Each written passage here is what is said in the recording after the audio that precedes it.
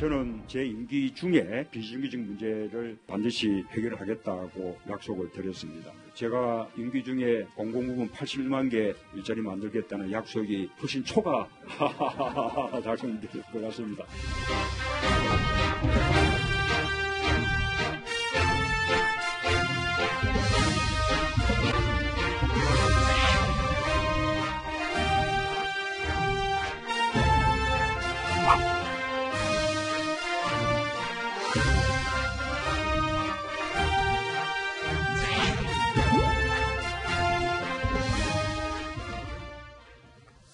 자, 조금 전에 화면의 마지막에 이 청와대 구내식당에서 청와대 직원들과 점심을 같이 먹었는데 처음에 이 직원들이 그 말을 믿지 않았다면서요. 대통령이 점심 식사 여기서 직원들이랑 같이 먹겠다 했는 말을 안 믿었다고 얘기가 나오던데요. 그게 뭐 사실 상당히 이례적인 경우로 받아들여진 거죠. 네. 왜냐하면 사실 그 이전에 노무현 대통령이나 이명박 대통령도 가끔 직원 식당에서 밥을 먹고 그 언론에 공개를 했었습니다. 네. 근데 사실 유독 박근혜 정권에서는 정부에서는 저런 일이 거의 없었기 때문에 네. 또 갑자기 저런 일이 생기니까 거기 근무하고 있던 직원들이 그럴 리가 없다. 저희 직원들도 많이 바뀌었겠지 않습니까? 그러니까 네. 대통령이 이 자리에 올 리가 없는데라는 그런 얘기가 아까 잠깐 돌았다고 소개가 됐습니다. 네.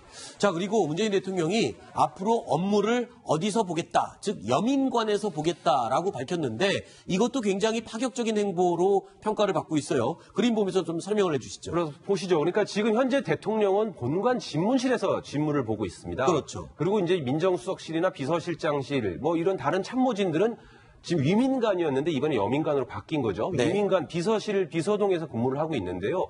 저 청와대 가보면 저 거리가 상당히 멉니다. 네. 직선거리로 500m고 차로 가면 한 5분, 10분 정도, 5분 정도 이렇게 승하차 시간까지 있으니까 네. 그 대통령과 비서진이 멀리 떨어져 있기 때문에 그 네. 이전부터 대통령도 비서진들을 같이 가까이서 근무할 수 있도록 해라. 네. 이런 의견이 상당히 많았고요. 네. 실제로 뭐 미국 같은 경우는 웨스트윙이라는 뭐 드라마를 봐도 항상 대통령과 참모들이 같이 토론하고 이런 장면들이 많이 나오지 않습니까? 네.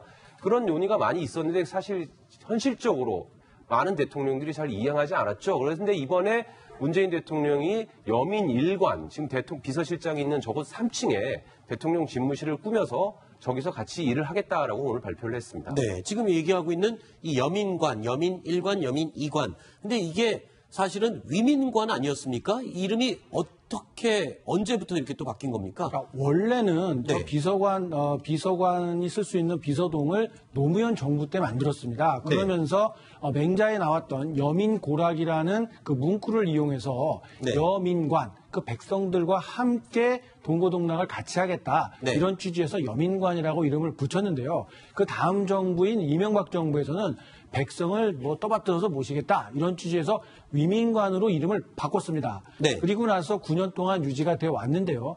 이번에 새로 이제 다시 문재인 정부가 들어서면서 처음 설립했던 노무현 정부 당시 설립했고 이름 붙였던 여민관이라는 이름을 다시 되찾아서 사용하겠다. 네. 이렇게 밝히면서 이름을 다시 애초에 태어났던 대로 여민관으로 이렇게 바꾼 겁니다. 그렇군요. 건물 이름도 정권이 바뀌면 이렇게 정권에 따라서 건물은 같은데 이름이 계속 바뀌는군요.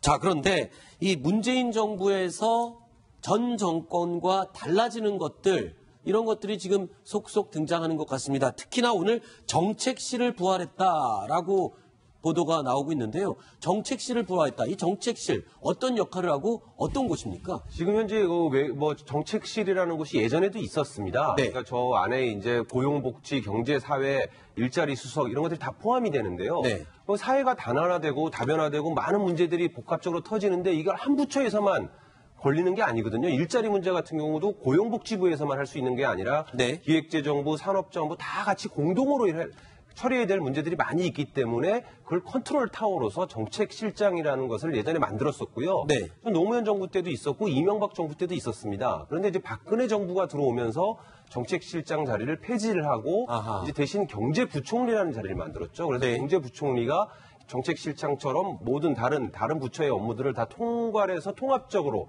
일을 해라라는 것을 했었는데요. 네. 그것을 이제 다시 원래 있던 정책실장으로 복원을 시킨 겁니다. 네. 자, 지금 얘기를 들어보니까 여민관도 위민관으로 바뀌었다가 다시 여민관으로 복원이 되고 정책실장 자리도 이 원래는 노무현 정권 때는 있었는데 그 후에 없어졌다가 다시 또 복원을 하고 보니까 지금 문재인 정부는 노무현 정부와 같은 모습으로 굉장히 가는 것 같아요.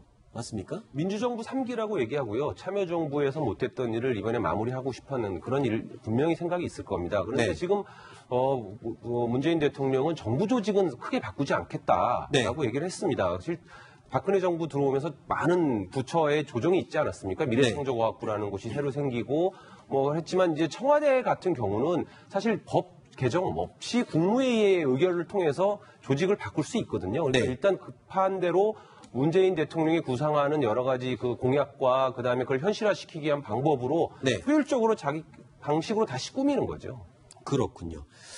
자, 그리고 또 문재인 정부에 대한 국민들의 기대감을 조사한 여론조사 결과가 나왔습니다. 어떻게 나왔습니까? 소개를 해주시죠. 예, 오늘 한국사회여론연구소라는 곳에서 발표를 했는데요. 네.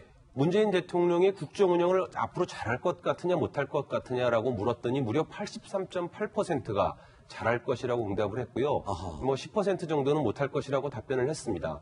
항상 새 정부가 출발하면 네. 새 출발했다는 기대감이 커지게 돼 있거든요. 이것은 꼭 문재인 정부뿐만 아니라 네. 박근혜 정권도 처음에 박 대통령도 정권 출범 이후에는 70%에 가까운 지지를 받았고요. 네. 이제 앞으로 얼마나 더 잘하느냐 그것을 좀 봐야죠. 그렇죠. 근데 제 생각에는 83.8% 나온 게 오히려 문재인 정부의 부담이 아닐까. 아하. 별로 기대 안 하다가 조금만 잘하면 아주 잘했다고 그럴 건데 83.8% 잘할 거라고 생각했는데 네. 지금 사실은 국민들의 어떤 여망이 반영된 거 아닙니까? 그렇죠. 특히 청년 일자리 문제 이런 네. 거. 그게 만일에 지금 근데 저는 청년 일자리 문제가 과연 우리나라의 단독의 힘으로 잘 풀릴 것인가? 네. 상당히 글로벌화된 지금 현재 경제에서 힘들다.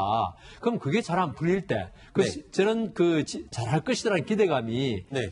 그 실망감으로 바뀔 때 네. 대통령으로서는 상당히 곤혹스러울 것이다. 네. 오히려 저게 힘들지 않을까? 그렇군요. 예. 기대가 너무 크면 또 실망도 있는 그렇죠. 법이니까요. 예. 자, 그리고 정당 지지도도 새로 조사 결과가 나왔는데 더불어민주당이 51.2% 상당히 높은 지지율 아닙니까?